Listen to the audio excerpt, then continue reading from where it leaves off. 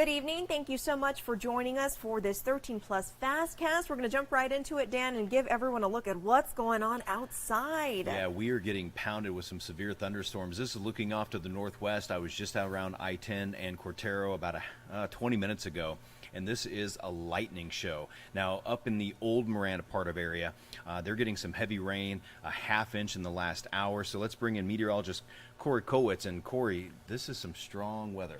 What a busy day. I mean, Yeah. these storms are packing an incredible punch. I mean, at one point we had 4 severe thunderstorm warnings. I can't even keep track. I think we have 2. They're varying because right now it's kind of congealing into a line, so now they're decreasing the severe warnings. But that doesn't mean stuff is less severe. Sure. I mean, just look at the radar right now. This is what we're dealing with, right? So mainly the northwestern portion of our viewing area. We have a very, very strong area of storms. That whole line, I know that there's only severe thunderstorm warning on the eastern part of that, but really just assume 60-mile-per-hour winds out ahead of this entire complex of storms. Where that severe thunderstorm warning, it'll be through 8 o'clock. So this is the western side of the storm. It's moving off to the north and west, so if it keeps shape and the motion stays the same, these are the towns it'll hit, and at the time it will hit, it is right on Ajo's doorstep. If you're in Ajo, guys, be on high alert. This one is producing strong winds. This is the one that's to the northern part of this complex of storms. This is off to the east, okay? So this one's moving more northerly. So it's heading up I-10, moving about parallel to I-10. So here are the cities and towns that it will be impacting and the times it will happen. So Casa Grande, I mean, right on your doorstep. It's going to be impacting the next couple of minutes. Maricopa, 7:56. Apache Junction, 8:42. Mesa, around 9. If it holds true throughout the entire time, Phoenix could be impacted at around 9:17. This is producing a dust storm warning as well and a severe thunderstorm warning. This line right now that's moving up I-10, about to impact Casa Grande, areas like Maricopa, this is producing 60-mile-per-hour winds out ahead of it. And that land is very dry there. So, I mean, it's just a perfect recipe for a dust storm right now. There's no doubt that there's a dust storm going on right now, pushing through Casa Grande with these very strong winds, guys. Very dangerous situation, not just from the winds, guys, and the hail that they're seeing up to an inch in and around that cell that's moving up through Casa Grande, but just the dust storm warning, making it very difficult for people to drive, reducing visibility very quickly. Here are the storm reports. We're having trouble for some reason of them popping up, but I'll tell you what those 2 wind reports mean. So that one to the north, just north of Marana, that was a 50-mile-per-hour wind gust confirmed. How about the one to the south? So that's actually right where our station is, guys. This storm report, 64-mile-per-hour wind. So, Dan, when you heard those the door shake, Yeah. that was probably that gust. And it was right in our neck of the woods. So we can pretty safely say just about 60-mile-per-hour winds hit our studio. We go a little bit to the south, just to the west. Oh, it's actually working now. Storm report, an inch of hail around Old Tucson and the Tucson Mountains just to the west of town, and a 57-mile-per-hour gust. So that's confirmed stuff. That's not radar indicated. That's real. And that stuff is headed to the northwest, impacting the northern portion of our viewing area. That eastern portion of that line is moving a little bit more to the north, and then the western portion, that's in western Pima, a little bit more headed towards the northwest, but nonetheless, very dangerous system going on right now. So I use the severe thunderstorm warning. It's always a good refresher to talk about what I mean. So it's really those top 2 things is what's triggering these severe thunderstorm warnings. That's 58-mile-per-hour winds or higher, and hail at least an inch in diameter. We are seeing 60-mile-per-hour winds with these storms in about an inch in diameter. Nothing more, but that could change. I'll keep you updated. Severe storm warning issue, this is what you need to do. First, you need to act now. You need to seek sturdy shelter. A mobile home may not do it. A sturdy shelter is required with 60-mile-per-hour winds. And stay weather aware. Look at our weather app, check the radar, and stay up to date with the latest updates and alerts. So driving in a dust storm, when you see that dust storm, guys, just pull off the road as quickly as you can. Shoulder, put your hazards on, park the car, and then turn off the rest of the lights. Set your emergency brake, take the foot off the gas pedal, and just wait until that dust settles. Visibility can get down to a quarter of a mile very, very quickly. Very dangerous along I-10. That's the situation going on. So through tonight, we still have that marginal risk of severe storms. Again, the main thing's going to be the wind, and the main thing is from that complex that's moving up through I-10, producing those very strong winds. So now, finally, let me get through the rest of the radar. With going on right now a lot, but let's take a look now into the future. This is the projected radar around 9 o'clock. You can see that storm weakening a bit, but still holding a lot of juice as it looks to move through Casa Grande into Phoenix during that time, with some lingering showers and storms on the back end of that, still impacting the northern area of our viewing area in Pinal and northern portions of Pima County. So at 2 o'clock tonight, you can see things clear out, still some lingering cloud cover, but then to start your day at 8 o'clock, guys, that's when we could start to see some of those storms now running from south to north instead of from the southeast to the northwest like today. And at noon, that's probably when we could see the most impactful stuff in our viewing area, especially in Tucson. This is the projected radar showing a wide swath of strong storms. This storm, if it holds true with the models and verifies, this could be producing very strong winds and hail. How about 3 o'clock, guys, where a little bit of the western portion of viewing area gets in on the action. This is one of the most widespread projections that we've seen for a day for storms, so it looks to be another very impactful day, not just through the morning, but through the evening at around 6 o'clock, still sticking around with those showers and storms, and still sticking around through 9 o'clock as maybe another push of storms looks to move into Tucson during that time. And guys, it takes till about midnight tomorrow for all of that to clear out. Very widespread storm chances tomorrow, 70% for Tucson, up to 80 in southern portions of our viewing area for towns like Sierra Vista, Nogales, Green Valley, Sassabee, and Sells.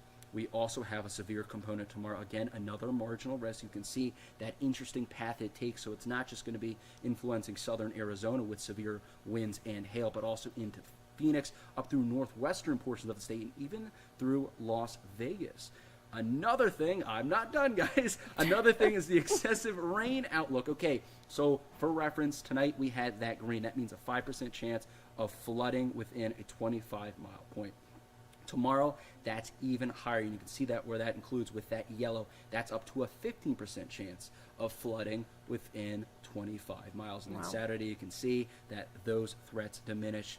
And this is a look at tomorrow. Again, this is the excessive rainfall now in a wider view to show you what this includes. This is a huge swath of the state that's under the threat for flash flooding, not just through Nogales, but through Tucson, Casa Grande, up through Phoenix, up through Flagstaff, and up through the northwestern portion of the state. That's why we have that flood watch. So for areas in Cochise, Graham, and Greenland County, the eastern half of our viewing area, this is going to smart tomorrow at around midday, early afternoon, and go through the evening. But for areas west, so that includes us here in Tucson, this is going on now. It started at 3 o'clock, and that's going to go through tomorrow evening as well, as that's when we could see the highest threat for those flooding rains looking to be tomorrow. Last, guys, I'm done after this, but we've had a lot to talk about, that's for sure. Upper level winds, that is yet another factor I'm looking at for tomorrow. Upper level winds. Why is this important? Well, that shows you what shear is. Well, what shear? That's just a change in wind with height. When you have that, that is another component we look at for severe storms that can make storms longer tracking and stronger overall. And we're seeing a little bit of stronger shear for tomorrow, so that could also boost up the severity of those storms. But overall, guys, widespread strong storms going on and severe. Going to be going on through tonight, going to be going on through tomorrow. So that's the big, impactful thing going on in our region throughout the next couple of days, guys, as you end your week. Thank you, Corey. And we're going to take another live look outside real quick. I want to go through some road closures that Pima County Sheriff's Department has told us about. They say due to severe storm damage and several power poles being damaged, West Avra Valley Road between North Trico Road and North Garvey Road is closed. Drivers are encouraged to find alternate routes. And also, PCSD deputies and fire department personnel are in the area of South Corral Way and West Rafter Circle Street for reported storm damage. Several power poles are down and debris is in the roadway here. Be aware of live power lines and debris in this area. Again, you're encouraged to avoid this area as well. If you live in the area where the power poles are down, please remain inside your homes until it is safe to to exit. Again, this one is South Corral Way and West Raptor Circle Street. And yeah, Mary, speaking of down power lines, we've got about 3,000 TEP customers across the city without power right now. I'm looking at the TEP power outage map. We've got the ones up on the northwest side that you just talked about. We've also got a small outage on the west side. And then down around Tucson Estates on the southwest side, we're getting reports of damage around Ajo and Kinney, where the storm came through with a vengeance. So we will continue to follow all of this damage, the weather itself, and we will have the latest at KOLD.com, also coming up at KOLD News 13 at 10 o'clock. Absolutely. And Dan, let's get to some of our news now. The last long holiday weekend of the summer is almost here, which means more people will be spending some time outdoors. Now, in between monsoon storms and wildfire risk, there are some things you need to think about if you're going to be camping out. Yeah, 13 News reporter Catherine Patterson has more from Mount Lemmon, where she spoke with Coronado National Forest Rangers about their preparations for more campers this weekend. Park rangers are waiting for most of the campers to come up the road here to Mount Lemmon. With the shade and the cooler temperatures and a change of scenery, it makes it a really popular destination for people to come for the long holiday weekend. But it doesn't come without its own set of precautions that people should take to stay safe. It's a great day to be on the mountain. The long, hot weekend in the desert draws out campers like Mindy Brandley to higher elevations. The trees and the temperature, and it's just cooler, so it's beautiful up here, quiet. Every year, the Coronado National Forest prepares for more visitors. The national forests are definitely going to be a busy place this Labor Day weekend. But the number of people doesn't change the dangers. Yeah, we know the weather can change really fast up here. Rangers say if you are caught in a storm, stay in place above a riverbank area. They recommend venturing out in the mornings and staying near your campsite during the later hours. Along with flash flooding, monsoon brings strong winds and lightning, a dangerous combination for wildfires. Well, there's always a chance for a wildfire. That just comes with us being in a forest. But hopefully the mitigation practices that we've been using will help to reduce the size and the possibilities of a catastrophic wildfire. Practices including scheduled burns and tree trimming to protect Summerhaven and the surrounding areas. But the real concern this weekend for rangers is something in visitors' control. As you're going up and down that mountain, be really aware. There's a lot of people that may be crossing, going to different trails, doing some dispersed recreational opportunities on the mountain. So be aware of your surroundings, travel that speed limit, and just have the patience. Now, there are no fire restrictions in this forest as of now going into the holiday weekend. But if you visit our website at KOLD.com, you can find updated regulations throughout the weekend. Reporting in Coronado National Forest, Catherine Patterson, 13 News. And we want to go to our website now. According to the Arizona Wildfire Dashboard, the Lalo fire is burning 23 miles southwest of Sells. As of this afternoon, that was the latest update. The fire had grown to more than 3,400 acres, remains 0% contained tonight. That fire, thankfully, is not threatening any structures. A detainee was killed and at least 2 others injured in a mass stabbing at the Fulton County Jail today. The situation was under control by this afternoon, and an investigation is ongoing. The names of the detainee who was killed and the 2 people who were injured were not immediately released. This is the 5th death of a Fulton County Jail inmate since the end of July. Former President Donald Trump and 18 other co-defendants were booked into that same jail earlier this month, but only one, Harrison Floyd, was held there. Floyd surrendered at the jail on August 24th and was released Wednesday, August 30th. Well, North Korea is denying U.S. claims that it is close to a major arms deal with Russia. The U.S. believes Russia has grown desperate for ammunition to use against Ukraine. Here's Paula Hancock with the latest. Newly released U.S. intelligence shows that they believe Russia and North Korea are, quote, actively advancing towards talks of a potential arm deal. Now, this has been a concern for some time, that Russia has been trying to rearm itself because of its war in Ukraine. It is looking potentially to North Korea, and there are concerns that North Korea is likely to agree. Now, according to this US intelligence report, they say Russia is desperate to obtain ammunition and it is likely to be used in Ukraine. Now, what it points to is a meeting back in July when the Russian Defense Minister Sergei Shoigu went to Pyongyang. He was seen with Kim Jong-un, the North Korean leader, at a military parade. They were also photographed walking through an arms exhibition where they were surrounded by weapons and artillery. There is concern that there were talks towards a deal here. There was a concern which was also shared by South Korean intelligence agency. Just earlier this month, they said they believed that was why the defence minister was there, to talk about a deal, also to talk about joint military exercises going ahead. The South Korean NIS also saying that they believe there was a Russian plane that left Pyongyang earlier this month, believed to have transferred unknown military supplies. Now, CNN cannot confirm what was on that plane, but this is what we're hearing from the intelligence agency here. Now, of course, doing an arms deal with North Korea would violate UN Security Council resolutions which Russia has signed on to.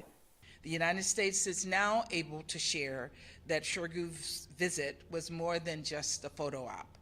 Russia used this visit to the DPRK to try to convince Pyongyang to sell artillery ammunition to Russia. North Korea has denied that any deal has been done. Also, we've had a deflection from the Kremlin, the spokesperson Dmitry Peskov in a telephone call with reporters saying that the two countries, quote, maintain mutually respectful relations, also pointing out that North Korea is Russia's important neighbour, but not approaching the question of whether or not there was a potential arms deal that was close to being completed. Now, we also know when the defence minister was in Pyongyang that he took a message from Putin, Vladimir Putin, the Russian leader, thanking North Korea for its, quote, firm support.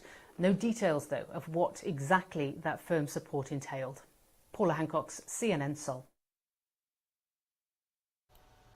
And let's get back to our weather one last time. We've been tracking all of this for you. We have a reporter and photographer heading out, Dan, to get some of the video and information on some of the damage that we're seeing already. Yeah, we're getting some reports of damage up in Old Marana, Abra Valley area where poles are down. We're going to be sending a crew up that way. We also have some damage down on the southwest side around Tucson Estates, Ajo, and Kinney.